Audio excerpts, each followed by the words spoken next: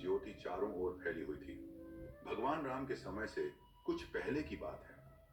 अरब की रेगिस्तानी भूमि, जो आज मक्का के नाम से जानी जाती है, वह तब मक्केश्वर नामक एक पवित्र नगर था। मक का अर्थ है मोक्ष का द्वार और ईश्वर यानी परमात्मा। यहाँ स्वयंभू शिवलिंग की स्थापना स्वयं भगवान शिव ने की थी।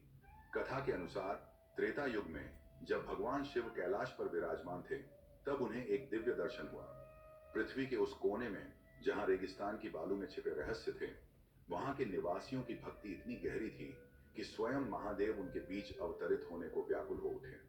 अरब के लोग उस समय संस्कृत भाषा में बात करते थे और उनकी पूजा पाठ भी वेदों से प्रेरित था। वे भगवान शिव को अलख निरंजन कहकर पुकारते थे, जो समय के साथ अल्लाह में बदल गया।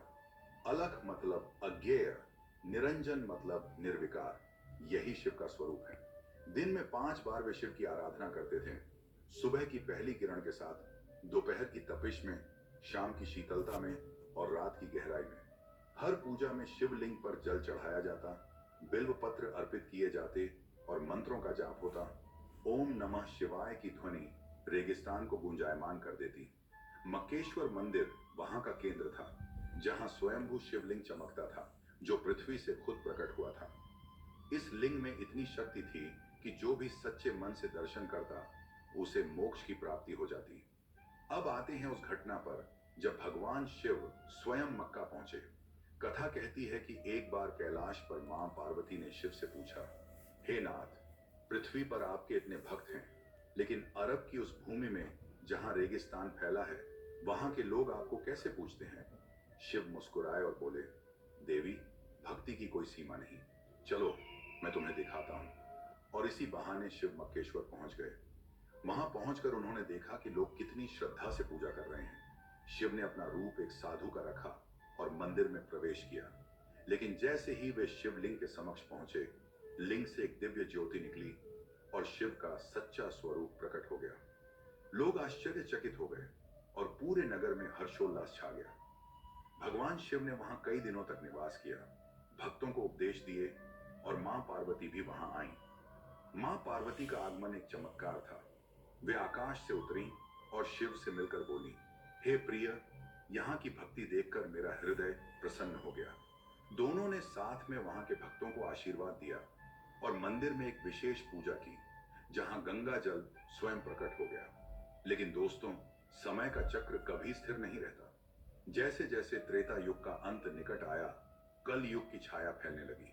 मक्का वासियों में पहले तो भक्ति की लहर थी, लेकिन धीरे धीरे लोभ, क्रोध और अज्ञानता ने घर कर लिया। कुछ लोग शिव की पूजा को भूलकर सांसारिक सुखों में लिप्त हो गए। मंदिर के पुजारी भी प्रभावित हुए और वे शिवलिंग की शक्ति का दुरुपयोग करने लगे। एक दिन एक दुष्ट राजा, जो अरब के एक हिस्से पर शासन करता था, ने सुना कि मक्केश्वर शिवलिंग में अपार शक्ति है। वह लालची था और सोचा कि अगर वह इस लिंग को अपने कब्जे में कर ले तो दुनिया जीत सकता है। उसने अपनी सेना के साथ मक्का पर हमला कर दिया। भक्तों ने विरोध किया, लेकिन कल युग की शुरुआत में उनकी शक्ति कम हो चुकी थी। भगवान शिव, जो कैलाश पर थे, को इसकी जानकारी थी। वे जानते थे कि कलयुग में धर्म की रक्षा के लिए कुछ बलिदान जरूरी है। इसलिए उन्होंने स्वयं मक्का जाकर उस दुष्ट राजा का सामना करने का निर्णय लिया। लेकिन यहाँ एक बड़ा रहस्य है जो शिव ने खुद प्रकट किया।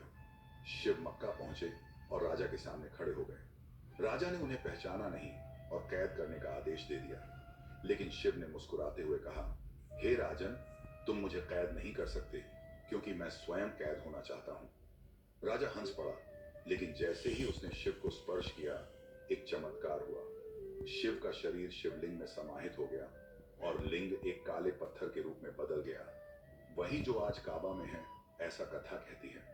अब सुनिए वह रहस्य जो शिव ने कैद होने से पहले भक्तों को बताया। शिव बोले, कल युग में धर्म छिपा रहेगा। लोग मुझे अलग अलग नामों से पुकारेंगे, लेकिन मेरी शक्ति वही रहेगी। इस लिंग में मैं कैद होकर भी मुक्त रहूंगा, क्योंकि कलयुग के अंत में मैं फिर प्रकट होऊंगा। अलख निरंजन का नाम अल्लाह बनेगा। 5 समय की पूजा नमाज बनेगी, लेकिन सच्ची भक्ति वही होगी जो हृदय से निकले। तुम लोग अज्ञानता में पड़ोगे, लेकिन एक दिन सत्य उजागर होगा। भक्त रो पड़े, लेकिन शिव ने कहा, डरो मत, मैं यहां रहकर दुनिया की रक्षा करूंगा। दोस्तों, ये कथा अभी अधूरी है, लेकिन याद रखें, कोई भी कथा या कहानी को अधूरा नहीं छोड़ना चाहिए। इससे हमारे घर में दुख और क्लेश आते हैं। कोई भी कहानी शुरू करें तो उसे पूरा जरूर देखें और नीचे कमेंट में जरूर बताएं कि आपको यह हिस्सा कैसा लगा।